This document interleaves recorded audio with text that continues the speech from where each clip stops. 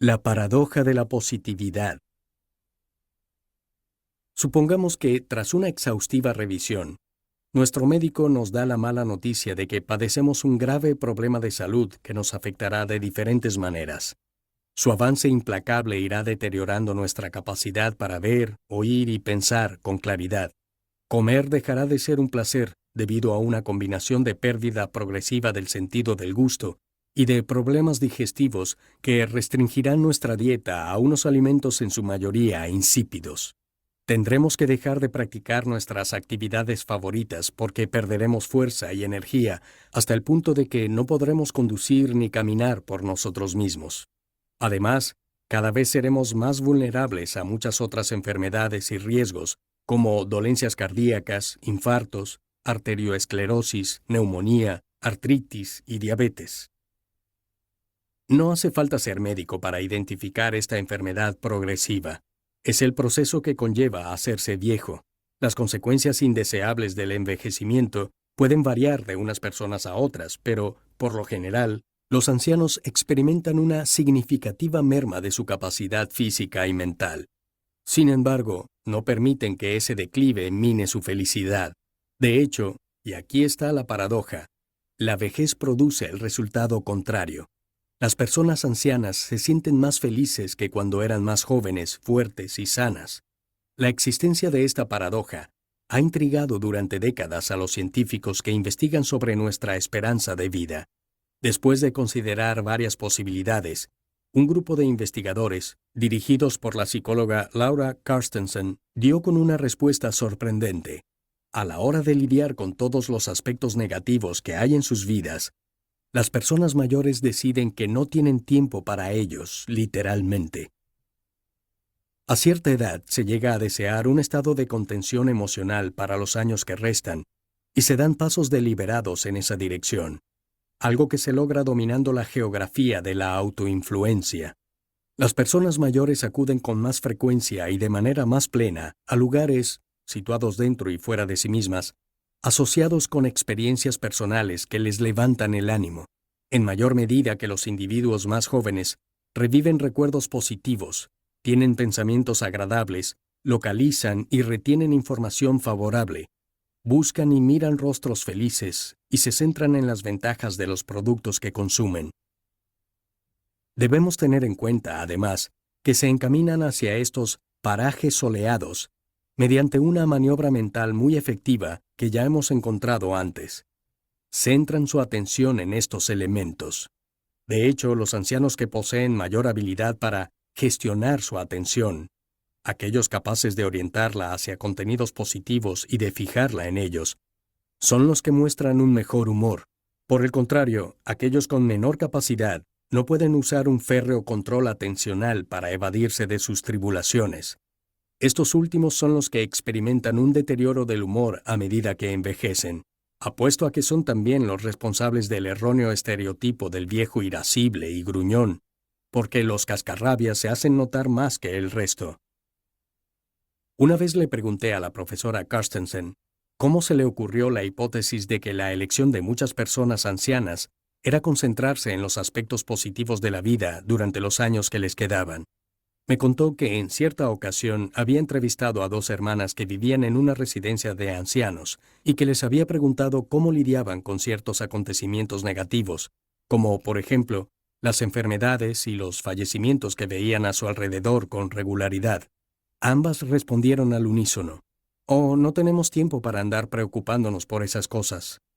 Carstensen recordaba haberse quedado muy sorprendida con la respuesta, pues, estando ya jubiladas, sin empleo, tareas del hogar que atender o responsabilidades familiares, lo único que tenían de sobra en sus vidas era precisamente tiempo.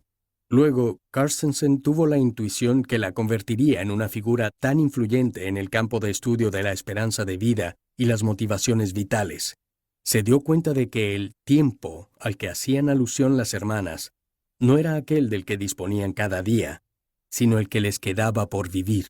Desde esa perspectiva, dedicar gran parte de él a sucesos tristes no tenía mucho sentido para aquellas damas. ¿Y qué pasa con el resto de nosotros, entonces? ¿Tenemos que esperar a llegar a una edad avanzada para mirar la vida de manera más positiva? Según los estudios llevados a cabo en el ámbito de la psicología positiva, no. Pero debemos cambiar nuestras tácticas si queremos parecernos más a nuestros mayores. Y tenemos la suerte de que alguien ha preparado ya una lista con diferentes formas de lograrlo de manera persuasiva. La doctora Sonia Lyubomirsky no es la primera investigadora en estudiar la felicidad. Aún así, en mi opinión, ha logrado realizar valiosas contribuciones en ese campo, analizando más sistemáticamente que nadie una cuestión clave. No se trata de la clase de pregunta conceptual que podría esperarse, del tipo, ¿cuáles son los factores asociados con la felicidad?, sino de un procedimiento. ¿Qué actividades específicas podemos desarrollar para incrementar nuestra felicidad? Sonia Lyubomirsky llegó a Estados Unidos de niña como parte de una familia de inmigrantes rusos que, además de encontrarse en una situación económica muy complicada, tuvieron que lidiar con los problemas añadidos de adaptarse a una cultura ajena y en ocasiones demasiado exigente. Al mismo tiempo, esta nueva vida trajo consigo muchas otras cosas favorables y gratificantes.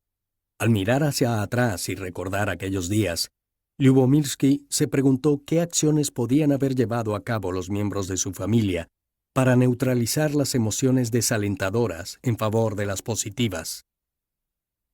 No todo era de color negro, escribió en Los mitos de la felicidad, publicado en 2013. Pero si hubiera sabido entonces lo que sé hoy, mi familia habría podido encarar la situación y aprovecharla mejor. Esa afirmación despertó mi curiosidad acerca de qué era exactamente lo que sabía ahora. La llamé por teléfono y le pregunté qué era lo que podía decirme, con fundamentos científicos, sobre los pasos que puede dar la gente para mejorar sus vidas en el plano emocional. Su respuesta contenía buenas y malas noticias para cualquier persona interesada en asegurarse una mejora en su nivel de felicidad.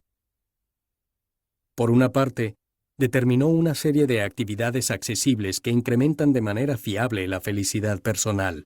Varias de ellas, entre las que se incluyen las 3 primeras de la lista, no requieren más que un reenfoque persuasivo de la atención. 1. Enumerar todas las bendiciones y cosas por las que nos sentimos agradecidos al empezar cada día, y darnos un tiempo para concentrarnos en ellas y ponerlas por escrito. 2. Cultivar el optimismo escogiendo de antemano fijarse siempre en los aspectos positivos de todas las situaciones, acontecimientos y posibilidades futuras. 3. Negar lo negativo, limitando deliberadamente el tiempo que invertimos en preocuparnos por los problemas o en establecer comparaciones malsanas con otras personas. Existe incluso una aplicación para el iPhone llamada Live Happy, que ayuda a los usuarios a practicar estas recomendaciones, cuyo uso frecuente se corresponde con un incremento de la felicidad. Por otra parte, el proceso requiere un trabajo constante y coherente. Se puede aumentar la felicidad de la misma manera que se puede perder peso, me explicaba la doctora Lyubomirsky. Pero del mismo modo que para eso hay que cambiar la dieta e ir al gimnasio con regularidad, debemos esforzarnos cada día. Tenemos que mantenernos al pie del cañón. Este último comentario me pareció que iluminaba el modo en que las personas mayores encuentran la felicidad. No tratan los lugares más hospitalarios de su geografía interior como lo haría un mero visitante o un turista, sino que eligen quedarse mentalmente en esas latitudes. Se trasladan a ellos de manera psicológica por las mismas razones por las que pueden mudarse a Florida o Arizona, por el clima cálido que se encuentran en ellos cada mañana. Cuando pregunté a la doctora Lyubomirsky por qué, antes de llegar a la vejez, la gente tenía que esforzarse tanto para ser feliz, me respondió que su equipo no había descubierto la respuesta todavía. Sin embargo, esta podría aparecer ya en el estudio de la profesora Carstensen, quien, como recordamos, había hallado que las personas mayores deciden priorizar ciertos contenidos mentales como un objetivo vital esencial, y por lo tanto, dirigen su atención sistemáticamente hacia lo positivo. También averiguó que los individuos más jóvenes poseen otras metas vitales primarias, entre las que se encuentran formarse y aprender, desarrollarse y luchar por realizarse. La consecución de esos objetivos exige exponerse abiertamente a muchos elementos desagradables, desempeñar tareas exigentes, asumir contradicciones internas, lidiar con personas desconocidas, cometer errores y fracasar, y cualquier otro enfoque representaría un problema de adaptación. Tiene sentido, por lo tanto, que a una edad más temprana o mediana sea difícil alejar la mente de las tribulaciones. Para alcanzar nuestras metas principales a esas edades, tenemos que ser receptivos a la presencia real de los aspectos negativos para aprender a lidiar con ellos. El problema surge cuando permitimos que nos superen las emociones que esos aspectos generan y dejamos que nos aíslen en un bucle de negatividad. Es ahí donde la lista de actividades de la doctora Lyubomirsky puede ser de gran utilidad, incluso si no estamos listos para instalarnos de manera definitiva en los lugares más acogedores de nuestra mente. Podemos usar esos ejercicios de orientación de la atención para visitar esos parajes psicológicos con regularidad y darnos un respiro del asedio del invierno. Los estudios en el campo de la felicidad han probado que el despliegue táctico de ciertas técnicas de control atencional relativamente sencillas de poner en marcha puede ayudarnos a gestionar nuestros estados emocionales.